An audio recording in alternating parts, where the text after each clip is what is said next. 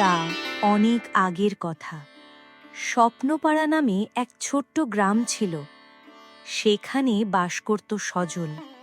সে ছিল একজন কাঠুরে। তার দুটি কন্যা সন্তান। দিনমজুরির টাকায় কষ্টে চলে তার সংসার। বর্ষাকালে কাজ বন্ধ, ঘরে খাবার নেই, দারিদ্রতা যেন তাদের ঘাড়ে চেপে বসেছে। একদিকে সজলের কাজ নেই, অন্যদিকে সজলের ঘরে কোনো খাবার নেই। এই বিষয় নিয়ে সে খুবই চিন্তিত। একদিন সকালবেলা সজলের স্ত্রী সজলকে বলছে, আজ দুদিন ধরে ঘরে একটুখানি খাবার নেই।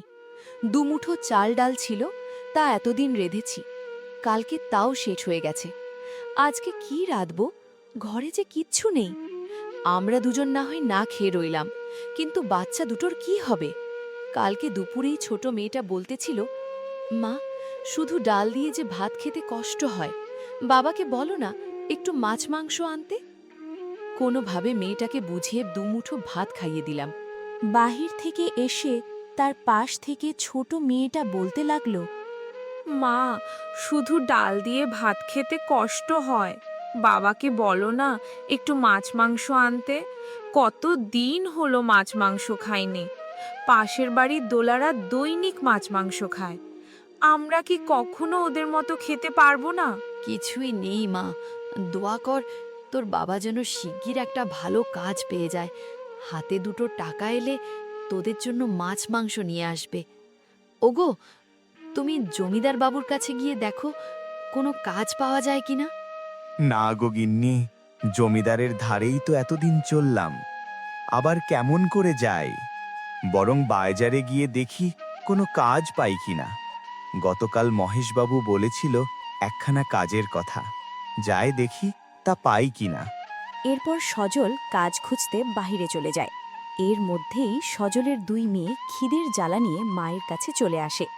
এসে সজলের ছোট মেয়ে বলতে লাগল, মা, আমাদের খুব খিদে পেয়েছে, ঘরে খাবার কিছু থাকলে আমাদের একটু খেতে দাও, কাল রাতে খিদের জ্বালায় ঘুমোতে পারিনি। কিন্তু মেয়েদের দেবার মতো সজলের ঘরে যে কিছুই ছিল না। সজলের স্ত্রী বুক ভরা কষ্ট নিয়ে বলছে, ঘরে যে খাবার কিছুই নেই মা। তোর বাবা কাজ খুঁজতে গেলেন, কাজ পেয়ে গেলে ফেরার পথে তোদের জন্য খাবার কিছু নিয়ে আসবে। তোরা যা, মাঠ থেকে একটু ঘুরে আয়। এরপর সজলের দুই মেয়ে মাঠে চলে গেল। খালি পেটে খেলতে খেলতে তারা খুবই ক্লান্ত হয়ে গিয়েছিল। ছোট মেয়ে বলছে, আর খেলবো না বোন, অনেকক্ষণ খেলেছি, এখন আর খেলতে ইচ্ছে করে না। চল বাড়ি ফিরে যাই। হ্যাঁ রে বোন, আর খেলতে পারবো না, পেটে তো কিছু নেই। চল বাড়ি যাই, দেখি বাবা আসছে কিনা। চল বোন, যাই এখন, অনেক খিদে পেয়েছে। সজলের দুই মেয়ে পেটে খিদে নিয়ে খেলতে আসলেও তারা বেশিক্ষণ খেলতে পারেনি। খিদের জ্বালায় তারা খেলতে পারছে না। মুখ গোমড়া করে তারা দুই বোন হাঁটতে হাঁটতে বাড়ি চলে গেল। বাড়িতে গিয়েই ছোট মেয়েটা মাকে ডাকতে লাগলো, মা, মা, বাবা কি খাবার নিয়ে এসেছে? আমরা যে আর থাকতে পারছি না, অনেক খিদে লেগেছে, শুধু ভাত যে আর খেতে পারছি না। মা, বাবাকে বলো না ভালো কিছু নিয়ে আসতে। সজলের স্ত্রী বলছে, না মা, তোর বাবা তো এখনো আসে নাই। আমি সুজনদের বাড়ি থেকে দুমুঠো চাল এনেছি, তা চুলায় চড়িয়ে দিছি, কিছুক্ষণ পরে তা খাবি নে। সজলের ছোট মেয়েটা বলছে, থাক মা, সমস্যা নেই, আমাদের কষ্ট হবে না, অনেক খিদে পেয়েছে, শুধু ভাত খেলেই পেট ভরে যাবে। তুমি ঘরে চলো, লবণ দিয়ে আমাদের দুটো ভাত দাও, আমরা এখন তাই খাই। বাবা ভালো খাবার আনলে তখন তা খাবো। মেয়ের কথা শুনে সজলের স্ত্রী বলছে, দুটো দিন কষ্ট করে থাক মা, তোর বাবা কোনো একটা কাজ পেয়ে গেলে ভালো খাবার নিয়ে আসবে। লোকটাও তো আমাদের জন্য কত খাটাখাটি করছেন। তোরা ঘরে গিয়ে বস, আমি ভাত নিয়ে আসছি। আর তখনই বাহির থেকে ক্লান্ত হয়ে খালি হাতে ফিরে এলো সজল। অনেক খুঁজেছি গিন্নি, মানুষের পা পর্যন্ত ধরেছি, কিন্তু কোনো কাজ পেলাম না। এখন আমি কি করব গিন্নি? আমি কেমন বাপ যে বাচ্চাদের দুবেলা খাবার জোগাড় করে দিতে পারি না? আমার মতো বাবার বেঁচে থাকার চেয়ে মরে যাওয়া ভালো। আচ্ছা, দুটো ভাত দাও, তা খেয়ে নেই। পেটে বড় খিদের জ্বালা। এমন কথা বলো না গো, এমন কথা বলো না। আল্লাহ আমাদের কোনো না কোনো ব্যবস্থা ঠিকই করে দেবে। তুমি যাও, হাত মুখ ধুয়ে ঘরে গিয়ে বসো।